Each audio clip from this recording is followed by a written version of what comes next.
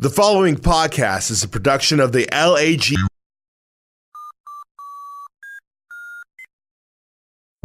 Creepy Pete and ChiliCheeseJay present.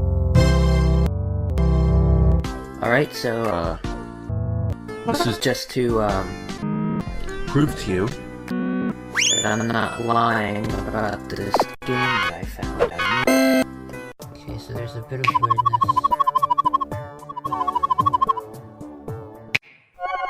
I should not have felt doubt.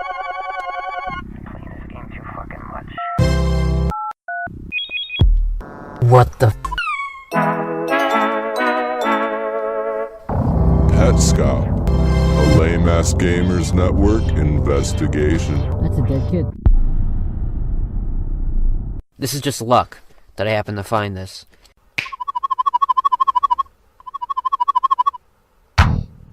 It's now Petscop 12, and we're back in the Quitter's room. We're in a demo sequence again. The Paul sprite speeding somewhat frantically in the mirrored side of the Quitter's room. No reflective sprite on the other side though. The player just meandering around the room. The hands on the wall clock steady at 7. AM or PM? We don't know. Then the player within this demo pauses, seemingly reading the note on the wall. The same one Paul most recently read in Petscop 7 after the second movement of Stravinsky's septet played while in this now relevant room again. To come here and do you remember being born in the mirrored text. There is no view of the note this time though, and just our view of whoever is playing viewing that note. We get a jump cut to this player entering that mirrored side of the Quitter's room, still with that demo flashing before us. But this time, we again now have a mirrored sprite across from us as before. But it's not just another Paul sprite. This one has the same torso and feet as all the other ones we've seen. Even Marvin shares these. This time, it's a dark red pyramid shape as a head.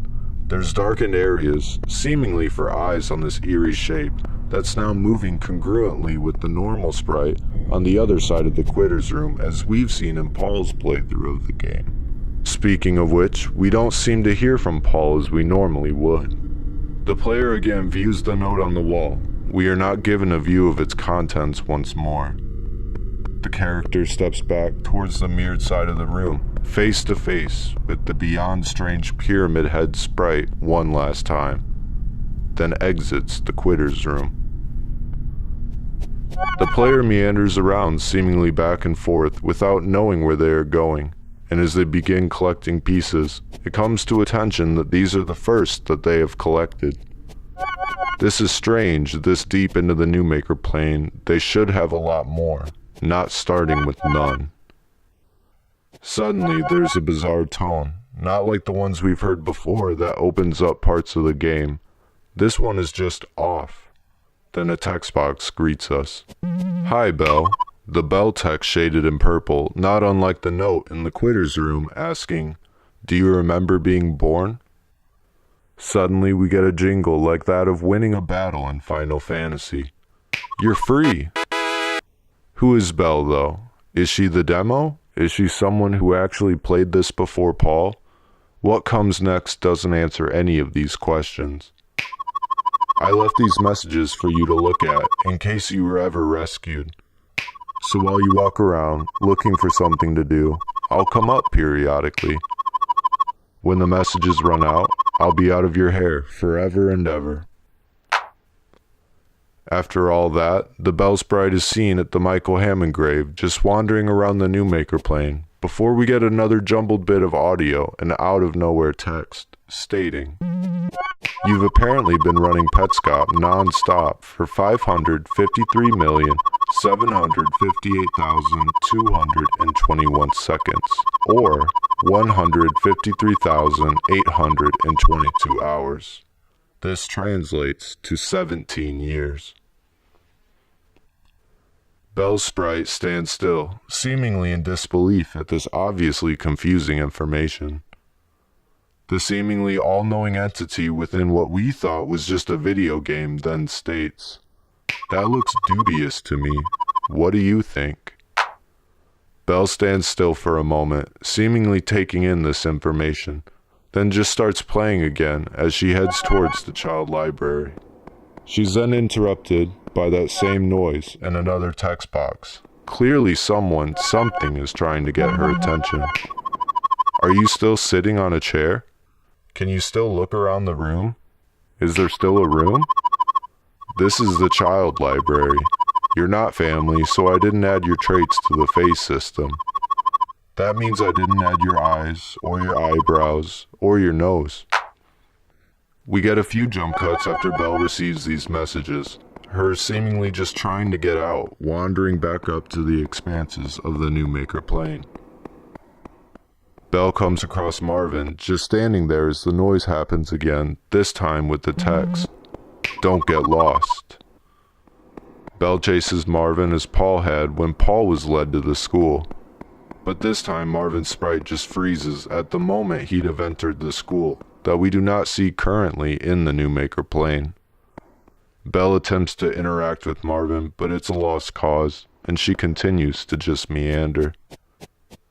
We get a jump cut, and that goddamn noise again. It's only ever seemingly for Belle.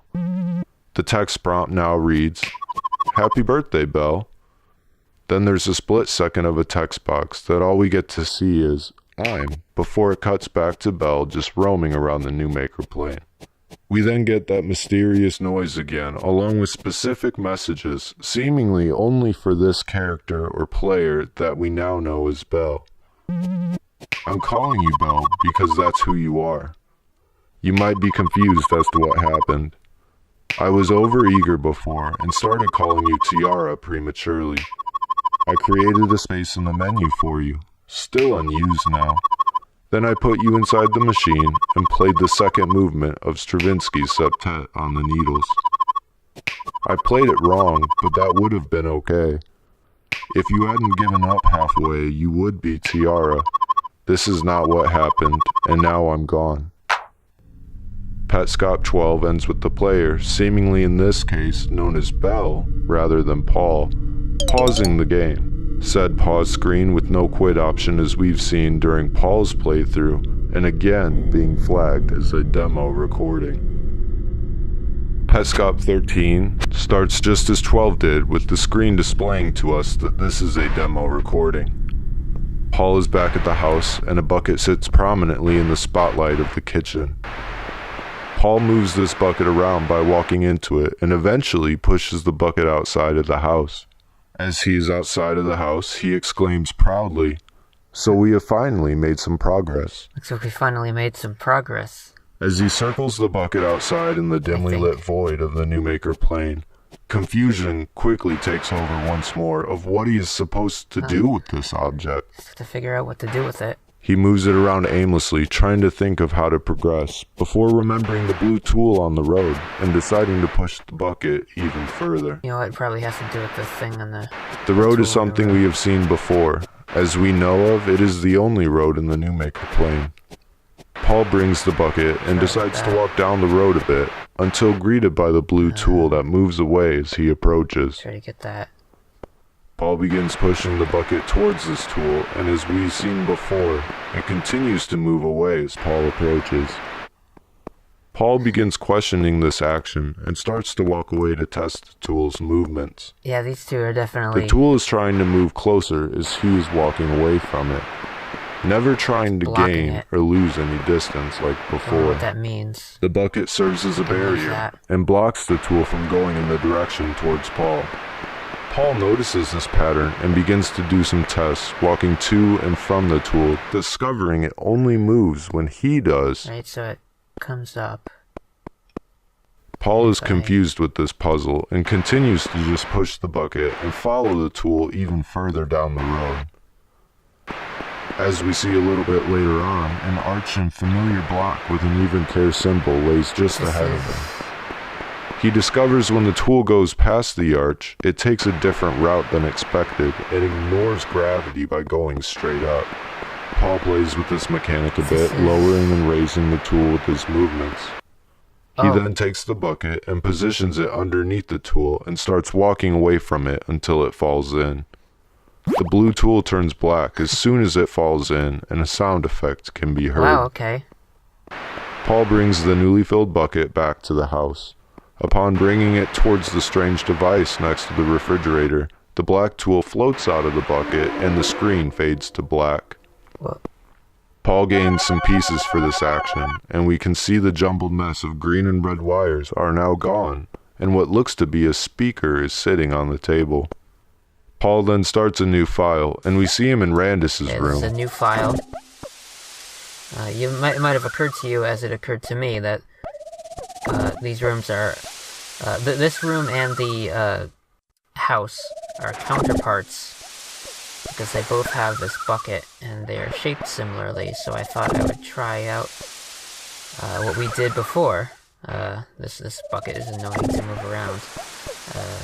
Just gonna... yeah. And it worked.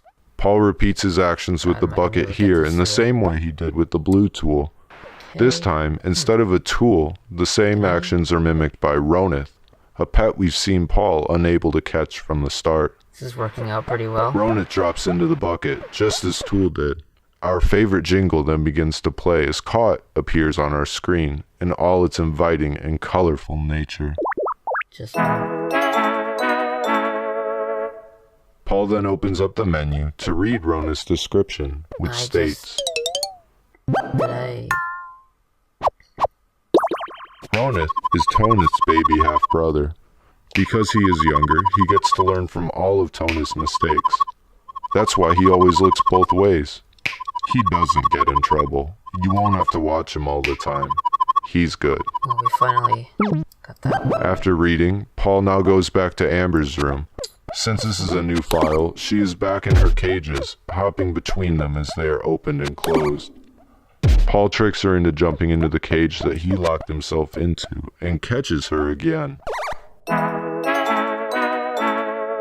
This is the start of a very strange occurrence, as we are now immediately greeted with some text stating, "Congratulations, you caught every pet in Even Care, aside from Tonith, who isn't here yet.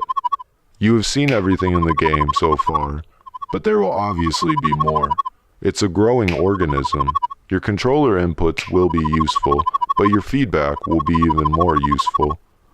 We then hear a series of knocks that, when translated from Morse code, ominously mean, dies.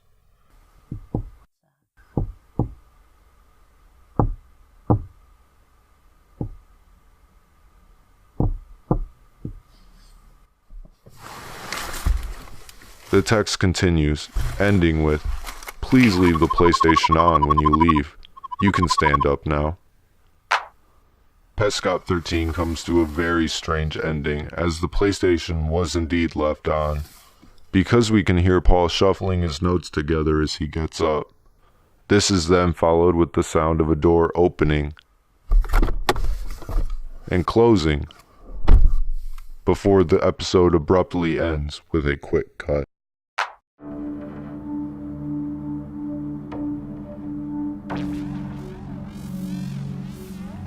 Hey everybody, it's your boy ChiliCheeseJay, and this is the discussion portion of the Petscop LAG investigation. We're doing this pre-actually recording the narration. Just a little backstory, we've been trying to get shit together for a while. We live in Illinois. Winters in Illinois, and weather in Illinois in general, sucks ass. Blows. Every time we have planned to do this, it's been...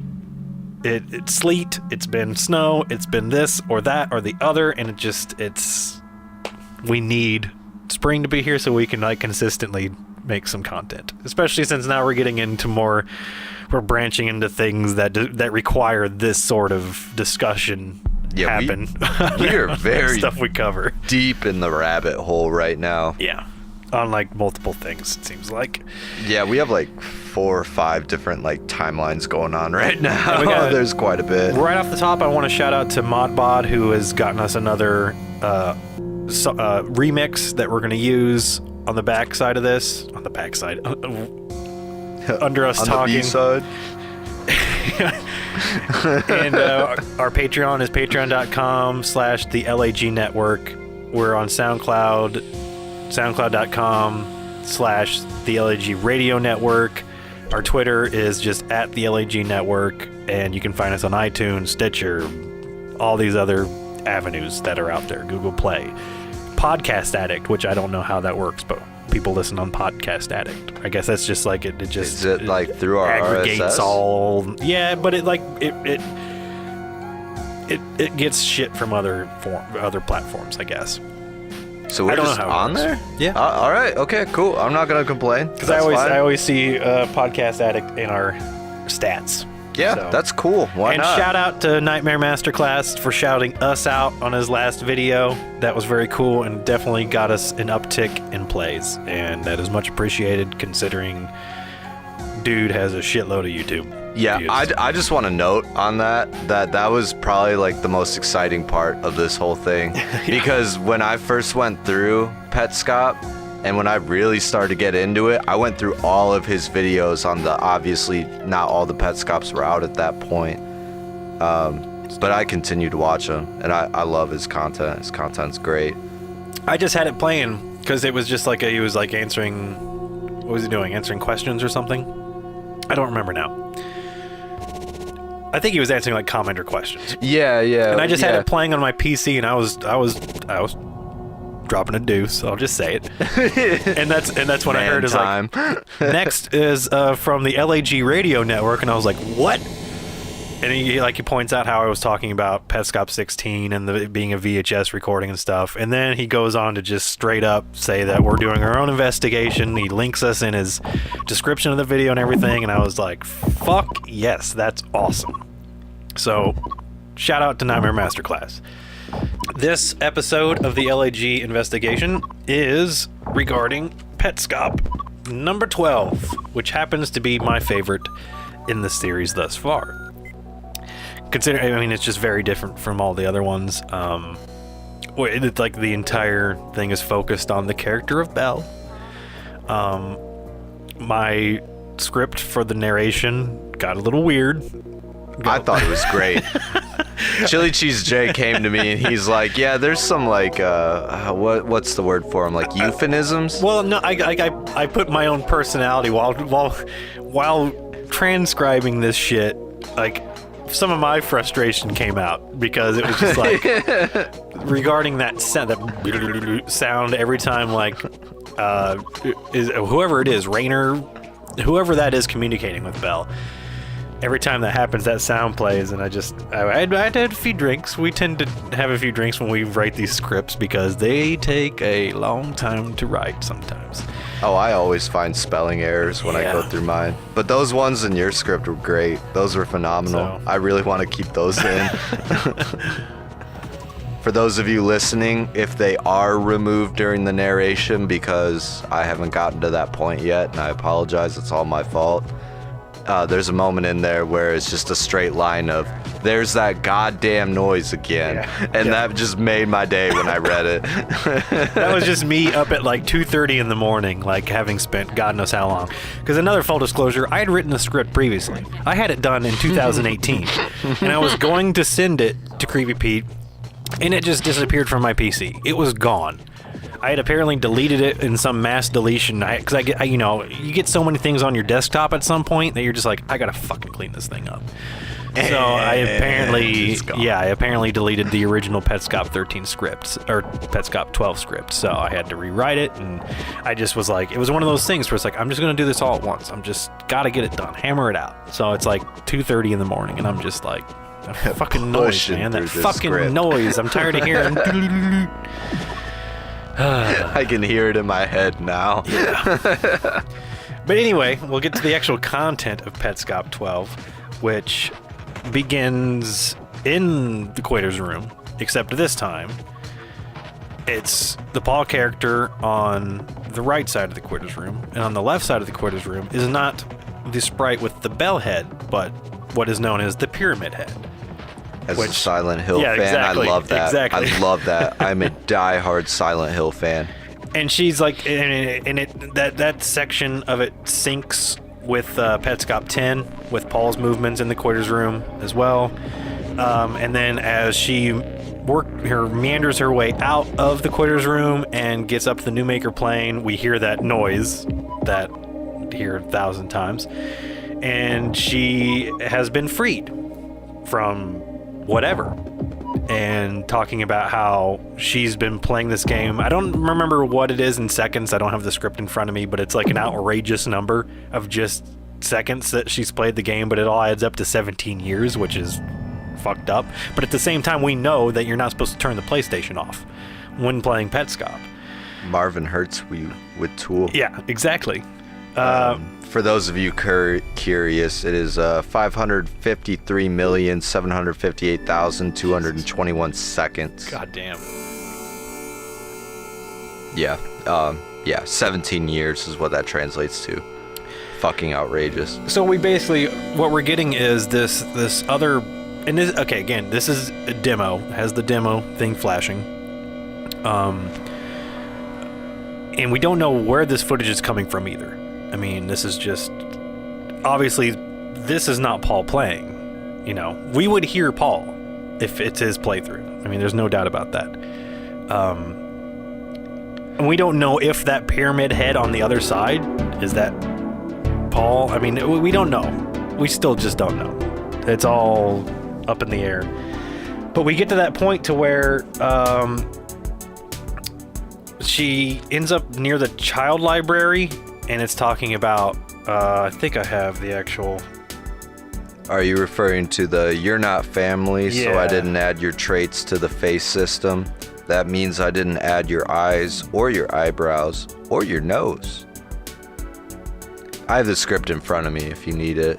That's the only reason why. I definitely did not have any of this memorized. Oh, and again, this is like, this whole episode is just Belle wandering around the Newmaker plane, basically. And she's like, her character sprite's kind of like meandering. It's like she doesn't know what to do. She doesn't have any, purpose to what she's doing. She's just wandering around while she's getting messaged by this whoever. So at one point, it just, as she's wandering around, and cuts are happening. We don't know how long she's actually playing for. And it just says, "Happy birthday, Belle." And she's like just standing in place, like kind of frozen, just like, what? And then it's like, then all we get to see of the next text box is the word "I'm" before it just cuts, and it's just her wandering again. Another form of censorship in the series. And then the noise happens, things pop up again. It's like, "I'm calling you Belle because that's who you are. You might be confused as to what happened." Talking about how this person called her Tiara prematurely, and if you hadn't given up, I mean, it's the whole. And there's the shout out of the then I put you inside the machine and played the second movement of Stravinsky's Septet on the Needles, which throwback to Petscop 3, when Paul's in the Quitters room and he's looking at the reverse picture on the wall, and that's when Stravinsky's Septet starts playing. It's a throwback to that. I played it wrong, but that would have been okay. If you hadn't given up halfway, you'd be Tiara, which is kind of a reference to the rebirthing process. It's Petscop 7 that Stravinsky's Septet plays. Wow. Yeah. I know. It's like, it's all blending together. Yeah, now, I know. isn't it? Yeah, all the episodes is blended. I look at Petscop as just one movie now. At this point. That's why, I kind of knew that once we got into this section of it was going to be a little more difficult to cover, because everything is just tying together. Yeah, and it's piling up on top of each other, and there's so many callbacks to things. Movement of Belle.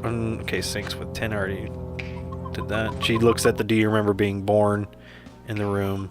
That possibly connects her to Tiara.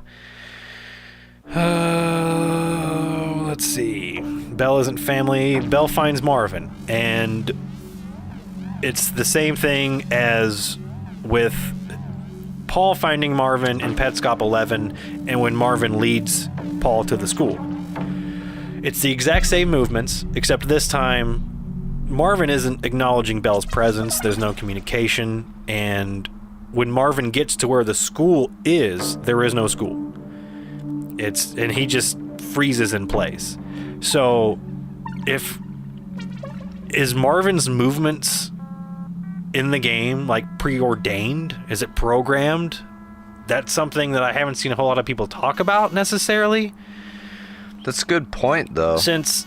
But we're only seeing it through two prisms of Belle and Paul. But at the same time, it is weird that it's the exact same movements that sync up, but there's no school. So, and it also... hold on a minute. Does this have to do with the fact that she did not... if she hadn't quit halfway through and became Tiara, she would get the full experience of the game. I mean, why isn't that school there for Belle, when clearly that's where the school is, and it's Marvin leading her as well, not 'cause he's not acknowledging Belle, but it's the same movements of when Marvin leads Paul to that school. So that's just a weird instance to me that I've never been able to make sense out of. And again, this is why Petscop 12 is my favorite episode, because there's so much shit that doesn't make sense, but at the same time, it's just like, clearly Paul is not the first to play this game. We already know that from what Raynor said in the past. Even Paul states that his mother played it at one point as well, so that is confirmed. What I was going to delve into, after I gave it like 30 seconds of thought, I immediately dismissed it, because I was going to say, well, Marvin is reactive to Paul, and Marvin is aware of like Paul's motions, but then I started thinking about it and was like, well, like, we live in the 21st century, Creepy Pete. Like, we can program computers to do certain things. And there's the whole idea of maybe Belle's just an AI built into the game or something for the demo, even maybe. And that could be too. Yeah. Why all the messages from the mysterious? Because they're overseer. personable. Yeah, they're relatable. It's clearly a heartfelt message. I believe to be from Raynor, but we could be proven wrong. And has she just been trapped in that quitter's room for... I mean, there's so... And then you have Paul, it's like, he feels as if there's an entity in the game. There's so many things that you can theorize with Belle's episode based on what's been said before, other theories that have come up, what happens in future Petscops can play into 12. There's just so much here that it feels like 12 is like this weird hub of insanity that at some point it's going to be explained. Like, it's hard to put into words, but it just feels like 12 is a special episode of this whole Petscop thing, because we're seeing it through the prism of someone other than Paul for the first time, supposedly. Again, there's demos and stuff in other games where there's no Paul talking, so who knows? That could have been Belle too. We don't know. And there's also, with the other side of that quitter's room there, and like the whole pyramid head thing, and everything still lines up. So Paul would fall under that as well, even though Paul isn't really necessarily present there at that time. It does sync up, which is suspicious, I guess is a good word to use. Yeah, I mean, the syncs, them in and of themselves throughout the series are like very intentional. We can make sense out of them sometimes, but in like this instance, there's no correlation. Like, no direct correlation, it feels like. Other than the fact that that is Paul as Pyramid Head. And it's like replaying, it's like that sequence with Paul and Belle. It's the only way to explain that, but it makes no sense. Considering, like, we're talking about alternate timelines at that juncture. Right. Rather than this having a cause and effect like the other syncs really seem to have with, like, the pedal picking and stuff like that. Or the treadmill, yeah. Well, okay, yeah, the treadmill would be the pedal picking. In the area with Mike's grave and the shed, she receives the message. You've apparently been... That's when we get into the seconds and hours. The numbers provided equate to 6,409.25 days or 17.56 years, depending on when exactly the latter information was given. Bell may have been running the game since late 1999 or 2000 or sometime between. Which is when Raynor went missing, right? Yeah, and here's something else we need to bring up is the fact that as she nears the good grief and alas, the text box pops up and says, "Are you still sitting on a chair? Can you still look around the room? Is there still a room?" Which forecasts till later. Keeping my comment to myself. This may imply that Bell is a real player who became trapped within the game. So then the whole child library sequence, and then that's when the whole Stravinsky's thing. Tiara says that young people can be psychologically damaged beyond rebirthing. That's in 12. That's in Petscop 3. I didn't mean that. That's, yeah, I shouldn't have read that. No, you're totally fine. Bell's captor, okay.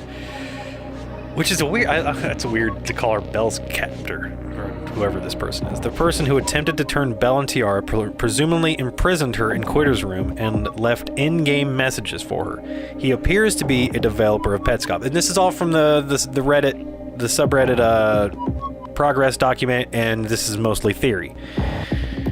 He appears to be a developer of Petscop and claims to be gone now, which Raynor had a very suicide-y message earlier in the series, so maybe it is Raynor.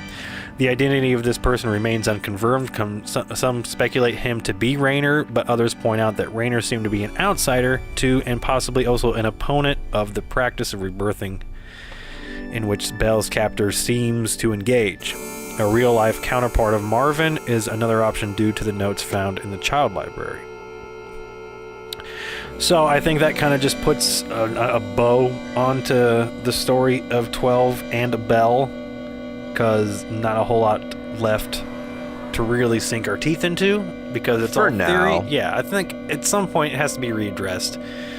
Again, I still think we're in like the last phase of Petscop, and maybe that's why they're taking their sweet ass time getting content to us. And that's also, let's just say it, that's why we have taken our time getting content out, because we don't want to catch up to Petscop and be like, now we're on their schedule. Yeah, and now we have to wait because, Exactly. Yeah. I don't want to wait 7 months to make a new Petscop episode, because that's what people like Masterclass are having to do, is like create Petscop content out of thin air, like answering questions from people and stuff, which I thought about doing with the Reddit, but I just didn't have the time. At the same time, though, Bell does make a comeback in 14. 15. Is it 15? I don't It's know 15. why I always think it's 14. But yeah, you're probably right. Yeah, 15. It's 15, because it's when they're in the school.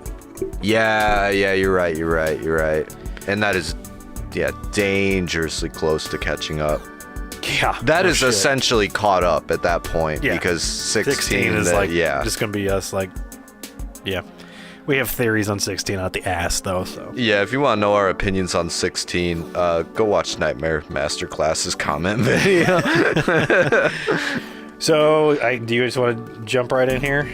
Yeah, if you're cool with me jumping into 13, yeah. I guess we should just start by saying it's all a demo for the first time ever with Paul. The entire video is all a demo. But Paul, for the first time, is talking over the demo. So that's where things begin. That's actually what I was going to bring up, yeah, because that is the only instance so far that we've seen where Paul is physically acknowledging his playthrough with the demo recording. So we know that it is a demo recording. It's not like the others, but Paul is physically playing it, which boggles my mind and I don't understand it, which I'm probably not meant to understand it. Fuck. I need to point this out about 12, because this is something that go gets for brought it. up in 13 as well. Oh shit, where is it? Fuck. It's a key point, because again, haven't seen this yet. Okay, well, I'll just fucking say it. I don't need to read it. Yeah, go for At it. the very end of Petscop 12, after she receives that cryptic message, she pauses her playthrough. And we only get to see it for a split second before it goes to black. But if you pause it and you look, you realize there is no option to quit. There is no quit option on that pause screen that has always been there through Paul's playthrough. I don't think I ever caught that. It's in 13 too. I am learning a whole lot now. Every time Paul pauses the game in 13, there's no option to quit. Obviously, to be exact. This might be a long shot, but do you know if that's the only because it's the first time. previously in there. Yeah, it's 12 is the first time that the option to quit is no longer in the game. interesting. So that's like the point of no return. That's why it's like, are people trapped in the game? All right, so 13. Okay. Yeah. All right. We're I'm glad I remembered that. Yeah, I'm learning. Holy shit. 13 is a lot similar to 12. In fact, the entire thing is a demo, as ChiliCheeseJay had mentioned. 13 is another odd one. There's definitely some things that stuck out to me going through it. Probably on my 12th time rewatching it that I'm still discovering new things. It essentially starts off, Paul's back at the house, and he's got his little bucket there that's just proudly displayed in this kitchen spotlight of the house. It's a really weird puzzle. He goes back to the road, returns back to the blue tool, figures out that he can manipulate the blue tool with his movements to jump into the bucket. Tool completely changes colors, which we know colors are important in Petscop. Goes from a blue tool to a black tool. And Which then, the color blue is going to become important very on the important. next episode. And then he unlocks this like strange device that we've seen previously in the house. In my script, I didn't really know how to describe it, but it looks like a speaker with these like red and green wires wrapped around it. And the black tool essentially unlocks that and gives Paul a bunch of pieces for it. See, I could never tell if it was wires or chains. The color of them is what throws me off. The colors make me think wires, but it visually looks like chains. Yeah. But it's never clear what that device does, because he unlocks it and then immediately starts a brand new game file to test the bucket theory on a previous pet that we've seen, Ronith, to see if that still applies. It's actually kind of a funny little moment that he's going through and he's pushing the bucket towards Ronith, and just like Blue Tool, as he gets closer to Ronith, Ronith kind of moves away and then goes up. And he makes a comment, Paul does, where he says, "This looks way too small. I don't know if this is gonna work."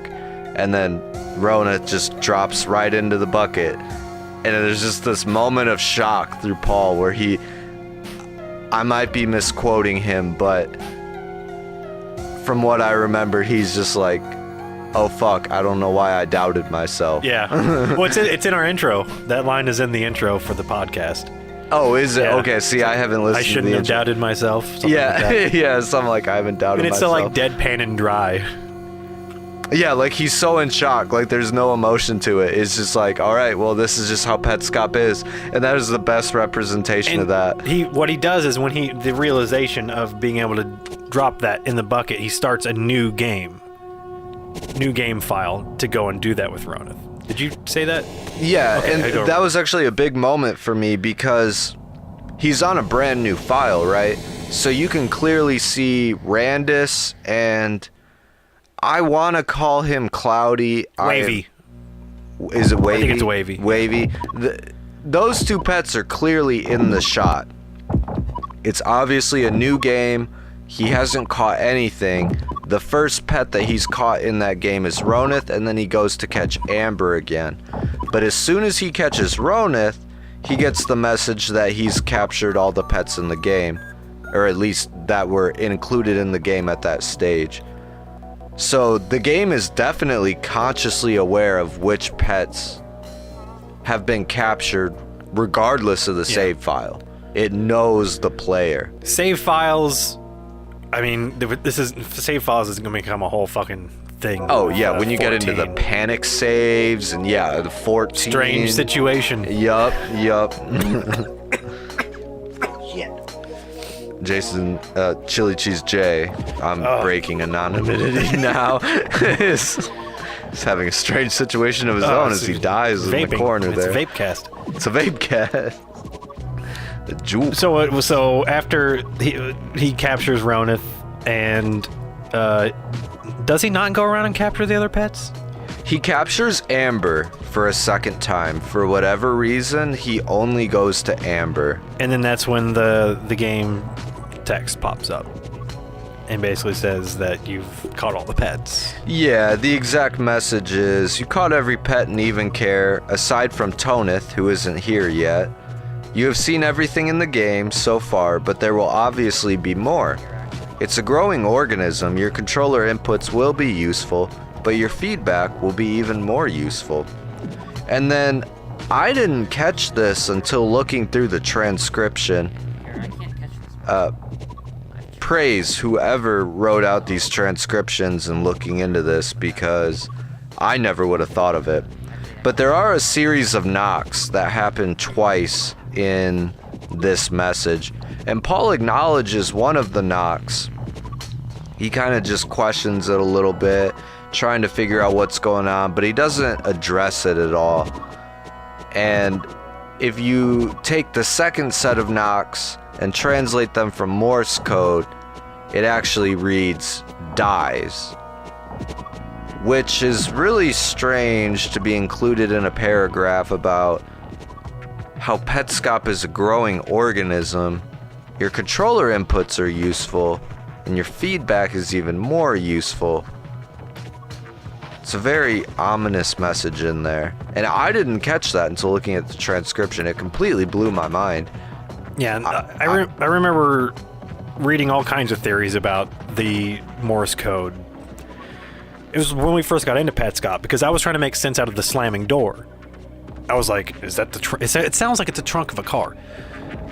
But people were like saying it's like SOS, all this stuff. But if it is truly, I guess if it's on the progress document, I mean, that has to be what it translates to.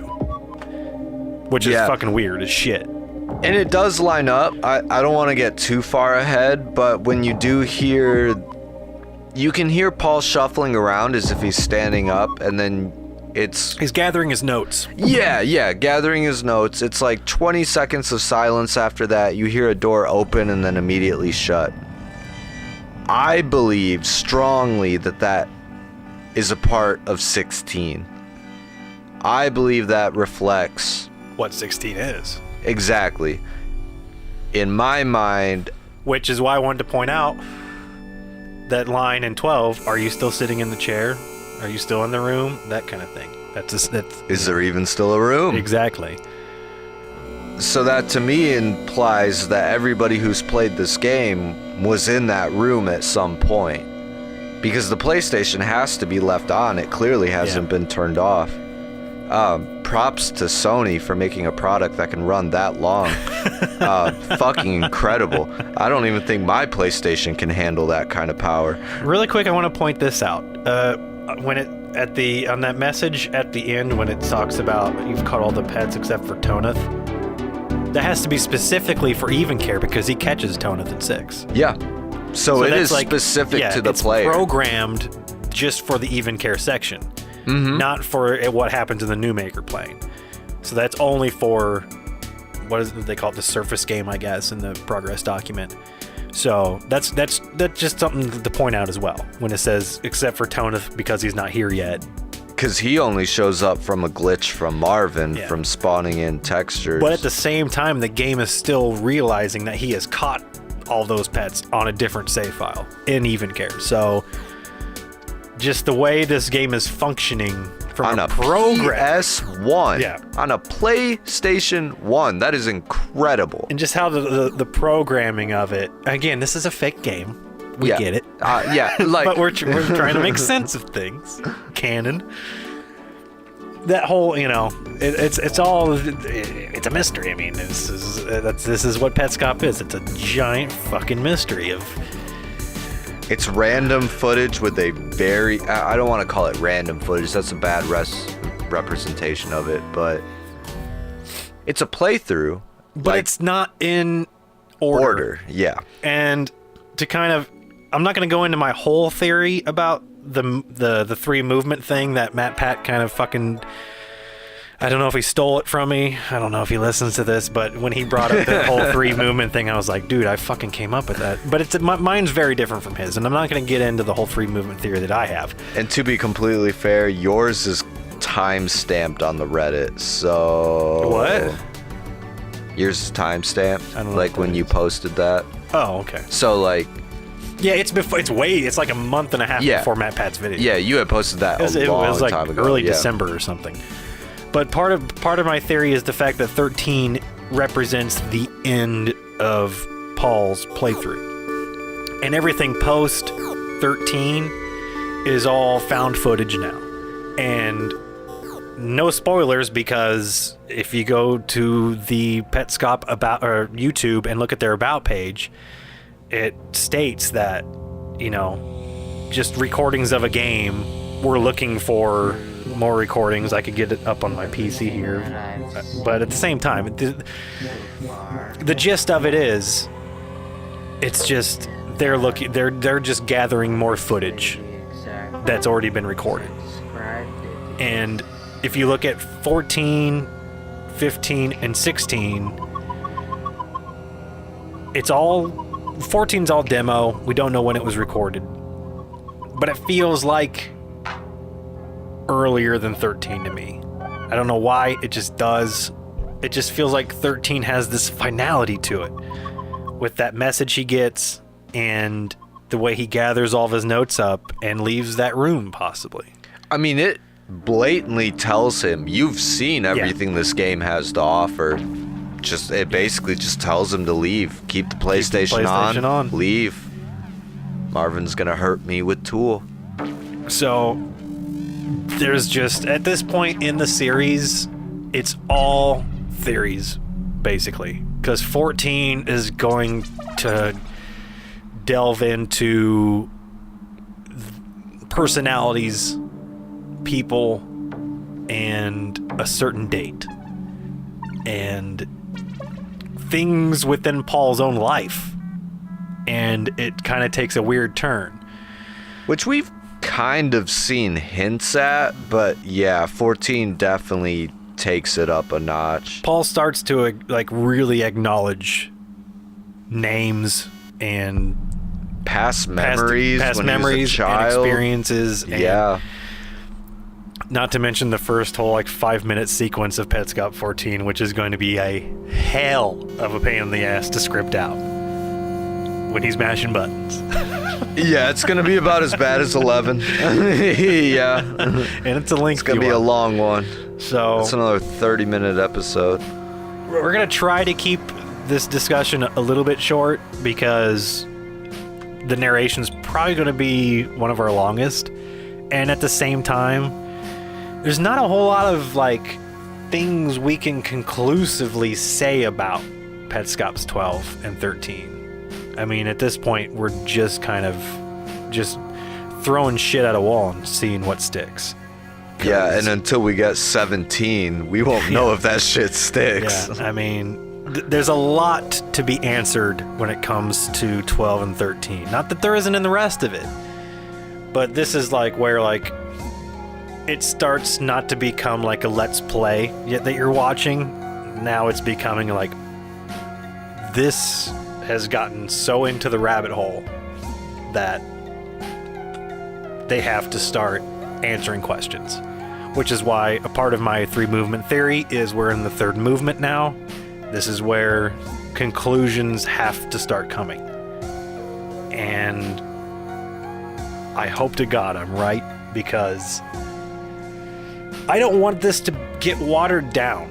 I love Petscop so fucking much, and it's been an amazing ride so far. 16 is frustrating, but it makes sense. We needed 16. Because it's we've talked about how we